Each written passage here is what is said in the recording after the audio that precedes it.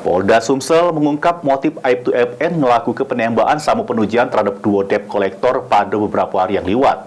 Aibtu FN mengaku terdesak serta melakukan perlindungan ke anak bininya pas dihadang sama dipaksa untuk nyerah ke kunci mobil.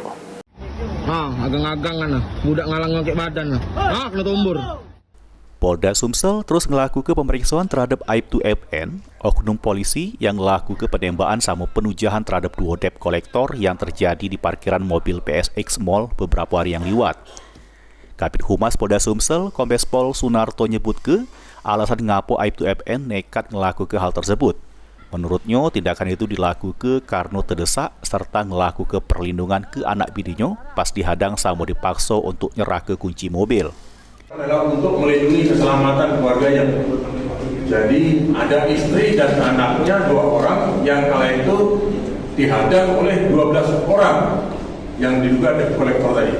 Dengan menggedor-gedor kaca mobil, kemudian memaksa untuk meminta kunci mobil dan memaksa keluar, sehingga kemudian ada upaya untuk bagaimana melindungi keluarga dari yang bersangkutan. Sampai Pak ini, Aibtu FN sama dua debt kolektor masih terus dilakukan pemeriksaan sama pengembangan lebih lanjut karena keduanya saling lapor. Mulyadi, PAL TV.